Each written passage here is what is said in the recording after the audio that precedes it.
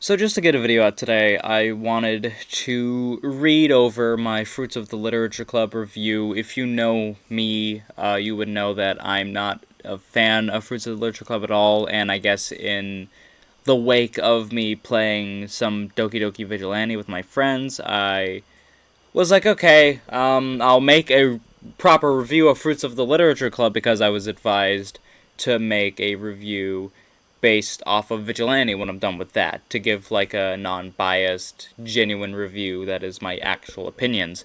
I think a lot of people like I've shit talked Fruits of the Literature Club a lot, but I've never actually given my reasons why.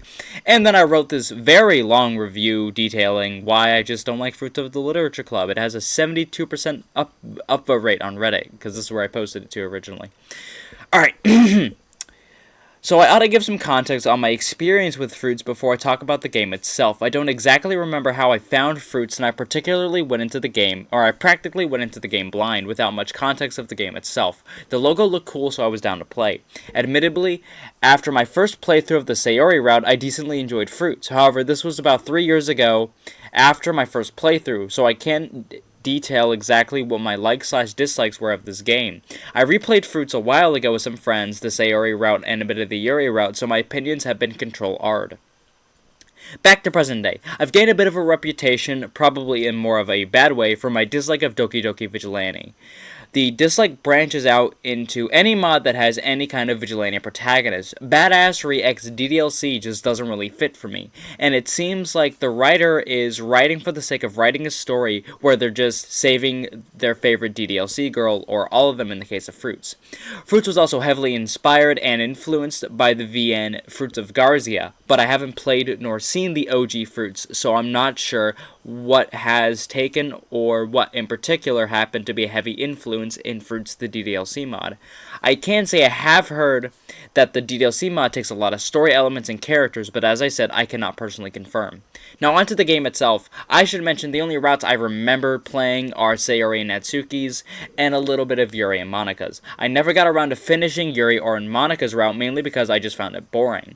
I have heard that the Monika route is incredibly different than the other routes, like the random-ass girl on the title screen of Fruits is just Sayonica. She only appears in the Monika route.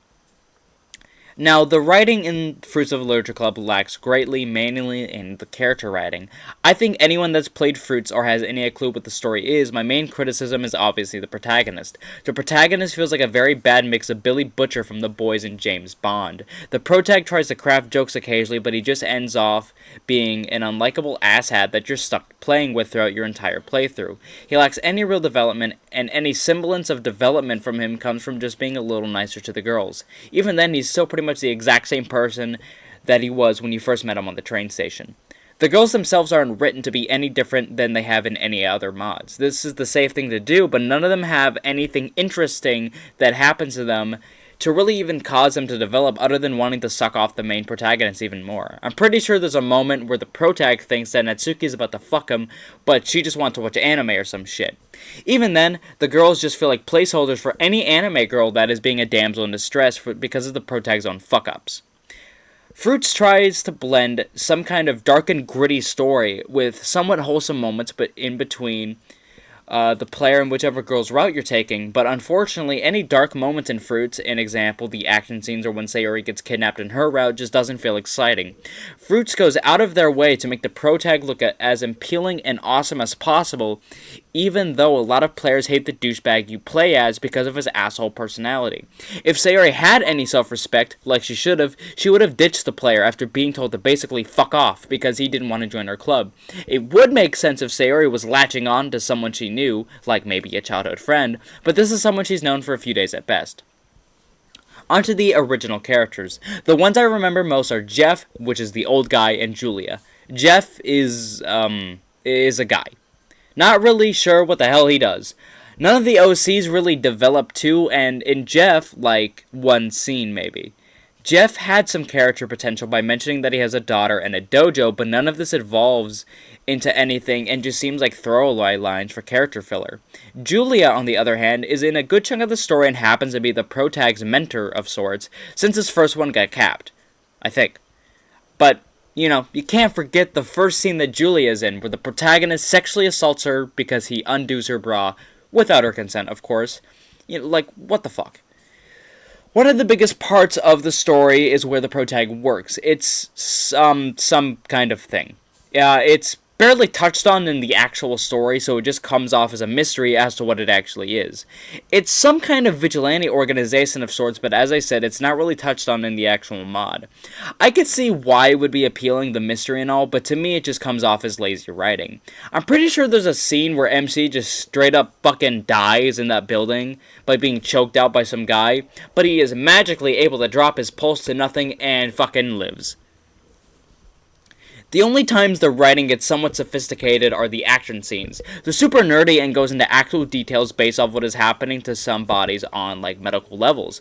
This is cool to some degree, but someone like me, who has no medical knowledge whatsoever, has no idea what the fuck is being talked about. There's a scene where the protag's shoulder gets dislocated and he's trying to describe to Sayori what to do, but he's speaking in medical textbook mumbo-jumbo that not even she has any fucking clue on what she's doing.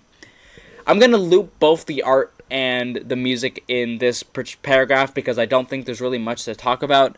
I don't really remember or care to remember any of the music aside from the main menu theme, which I thought was okay, I guess. I personally have a hard time criticizing art as I'm someone who's getting into art myself and I understand how difficult it can be. The art in Fruits, which is about 2 CGs per playthrough if I recall correctly, is okay as well.